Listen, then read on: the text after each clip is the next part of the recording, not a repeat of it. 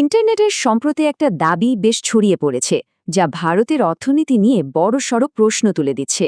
বলা হচ্ছে এক বিশাল অর্থনৈতিক হুমকি নাকি ঘনিয়ে আসছে। চলুন আমরা স্লাইডগুলোর মাধ্যমে একটু গভীরে গিয়ে দেখি এই দাবির পেছনে আসলে কি আছে।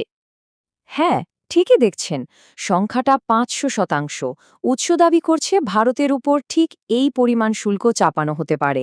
একবার ভাবুন তো, এত বড় একটা সংখ্যা যে কোনো দেশের অর্থনীতিকে তোলপাড় করে দেওয়ার জন্য যথেষ্ট।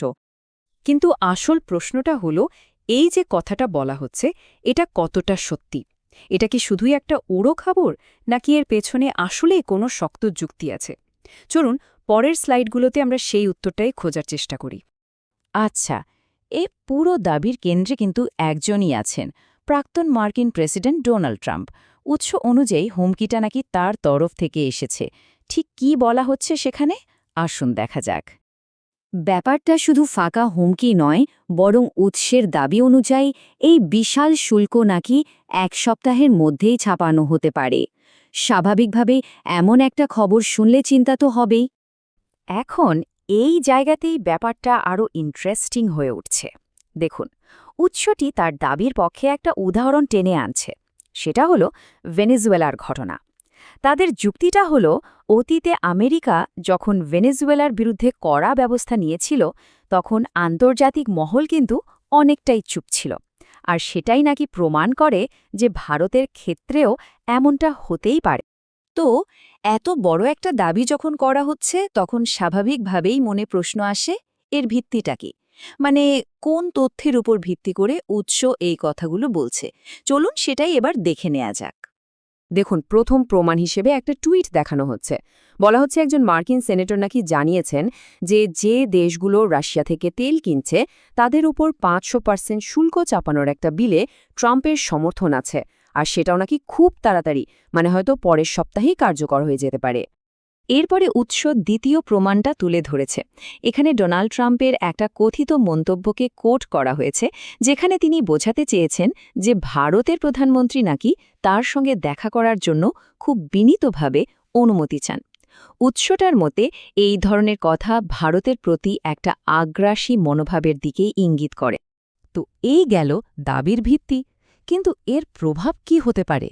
উৎসটি বলছে এই হুমকির আসার নাকি এখনই বাজারে পড়তে শুরু করেছে।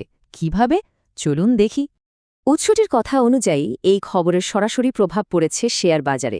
তারা বলছে সম্প্রতি নিফটি আর মিড ক্যাপ সূচকে যে পতন দেখা গেছে, সেটা নাকি এরই প্রথম লক্ষণ। আর এই পতনের একটা বড় কারণ হিসেবে দেখানো হচ্ছে বিদেশি বিনিয়োগকারীদের শেয়ার বিক্রি করে দেওয়া। এই টেবিলটার দিকে একবার দেখুন। গত কয়েক মাসে বিদেশি প্রাতিষ্ঠানিক বিনিয়োগকারীরা মানে এফআইআইরা কি বিপুল পরিমাণে টাকা বাজার থেকে তুলে নিয়েছে। উৎসের দেওয়া তথ্য অনুযায়ী দেখুন, শুধু ডিসেম্বর মাসেই প্রায় ৩৪,০০০ কোটি টাকার শেয়ার বিক্রি করে দেওয়া হয়েছে। সহজ করে বললে, এফআইআই হল বড় বড় বিদেশি কোম্পানি যারা আমাদের দেশের বাজারে টাকা লাগায়। তো উৎসটির যুক্তি হল, যখন তারা একবারে এত টাকা তুলে নেয়, তার মানে দাঁড়ায় ভারতীয় অর্থনীতির ওপর তাদের ভরসা কমে যাচ্ছে। শুধু শেয়ার বাজারই নয়, চাপ বাড়ছে ভারতীয় রুপির ওপরেও। উৎসটির দাবি, ডলারের তুলনায় রুপির দাম নাকি এরই মধ্যে ৯০-এর গণ্ডি ছাড়িয়ে গেছে, যা অর্থনীতির জন্য আরও একটা চিন্তার কারণ। তাহলে সব মিলিয়ে যা বোঝা যাচ্ছে, উৎসটি এই পুরো পরিস্থিতিটাকে শুধু একটা অর্থনৈতিক সমস্যা হিসেবে দেখছে না, বরং তাদের মতে এটা ভারতের জন্য একটা বিরাট কৌশলগত চ্যালেঞ্জ। উৎস অনুযায়ী ভারত এখন একটা খুব কঠিন জায়গায় দাঁড়িয়ে আছে। একদিকে যেমন রাশিয়া থেকে সস্তায় তেল কেনার একটা চাপ আছে, অন্যদিকে আমেরিকার অর্থনৈতিক চাপের ভয়। এই দুটোর মধ্যে ব্যালেন্স করাটাই এখন সবচেয়ে বড় পরীক্ষা।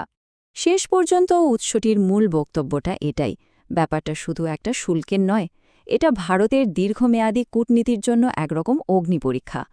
একদিকে আমেরিকার সাথে সম্পর্ক টিকিয়ে রাখা, আর অন্যদিকে দেশের জ্বালানি সুরক্ষা নিশ্চিত করা। এই কঠিন পরিস্থিতিতে ভারত কি করবে তার ওপরেই হয়তো অনেক কিছু নির্ভর করছে। তাহলে শেষ প্রশ্নটা এটাই কি ভারতের কূটনীতির আসল পরীক্ষা হতে চলেছে? উৎসটির এই বিশ্লেষণ কিন্তু আমাদের ঠিক এই প্রশ্নটার সামনেই দাঁড় করিয়ে দেয়।